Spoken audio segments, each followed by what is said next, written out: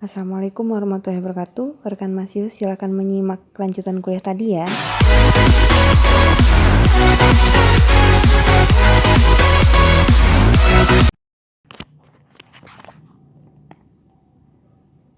Oke, saya bacakan juga di situ bahwa permohonan dikabulkan setidaknya ada 3 pasal dalam Undang-Undang Nomor 24 itu tadi ya 2003, yaitu di pasal 56, pasal 56 ayat 2, pasal 56 ayat 3, dan pasal 56 ayat 4 ya.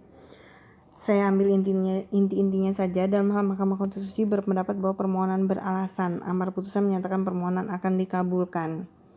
Dan juga ada Mahkamah Konstitusi menyatakan dengan tegas materi muatan ayat pasal dan atau bagian dari undang-undang yang bertentangan dengan Undang-Undang Dasar Republik Indonesia. Tadi kan dalam hal permohonan dikabulkan sebagaimana yang dimaksud dengan ayat 2 tadi bertentangan.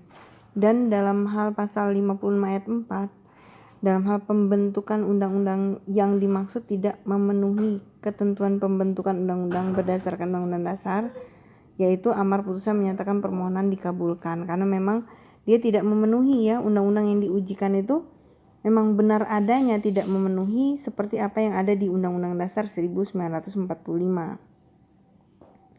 Dan sedangkan jenis putusan yang disimpulkan dari amar ya dapat dibedakan antara putusan yang bersifat deklaratoir, konstitutif, dan kondemnatoir ya. Putusan yang bersifat deklaratoir itu adalah putusan di mana hakim menyatakan apa yang menjadi hukum. Putusan hakim menyatakan permohonan atau gugatan ditolak merupakan suatu putusan yang bersifat deklaratoir. Jadi kalau putusan yang bersifat deklaratoir itu adalah putusan di mana hakim menyatakan apa yang menjadi hukum. Putusan hakim menyatakan permohonan atau gugatan ditolak merupakan satu putusan yang bersifat deklaratoir.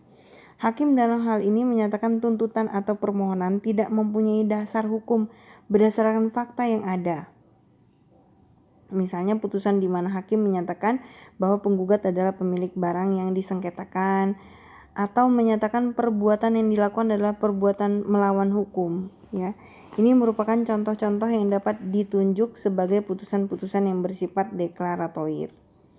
Nah, sedangkan putusan yang disebut dengan konstitutif ya, rekan-rekan mahasiswa, yang disebut dengan konstitutif di sini akan saya bacakan meskipun Anda sambil membaca, juga saya coba untuk membacakan ya teman-teman mahasiswa.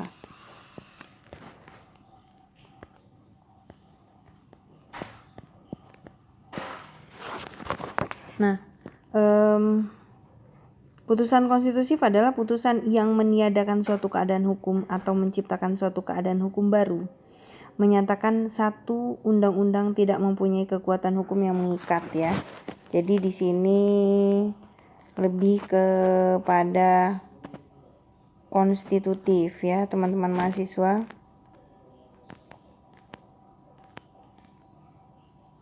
Nah ini undang-undang tidak mempunyai kekuatan hukum yang mengikat karena bertentangan dengan Undang-Undang Dasar 1945 adalah meniadakan keadaan hukum yang ditimbulkan. Karena undang-undang dinyatakan tidak mempunyai kekuatan hukum yang mengikat, dengan sendirinya putusan itu menciptakan sesuatu keadaan hukum yang baru. Putusan tentang pembubaran partai politik dan putusan tentang sengketa hasil pemilu yang menyatakan perhitungan KPU meniadakan salah satu keadaan hukum yang lama dan mengakibatkan lahirnya keadaan hukum yang baru. Selanjutnya, suatu putusan dikatakan kondemnatoir kalau putusan tersebut berisi penghukuman ya terhadap tergugat dan termohon untuk melakukan satu prestasi ya.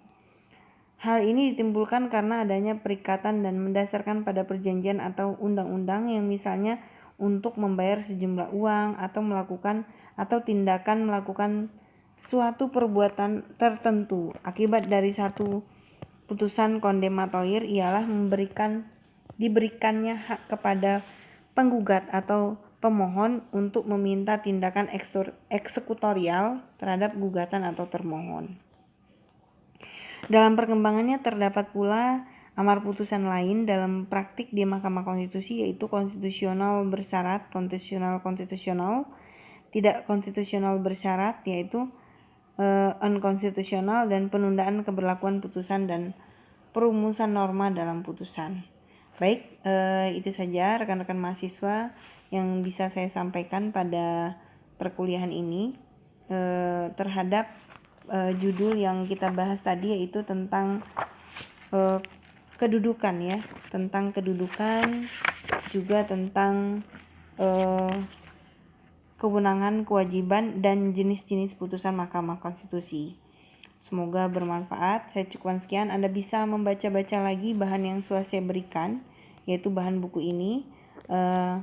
Ada garis-garis bawah penting yang sudah saya berikan tadi, yaitu termasuk konstitutif dan kondemnatoir ya. Di sini kondemnatoir ini juga, atau deklaratoir ini juga termasuk hal penting yang perlu Anda garis bawahi di dalam pembelajaran Mahkamah Konstitusi. Saya akhiri. Wassalamualaikum warahmatullahi wabarakatuh.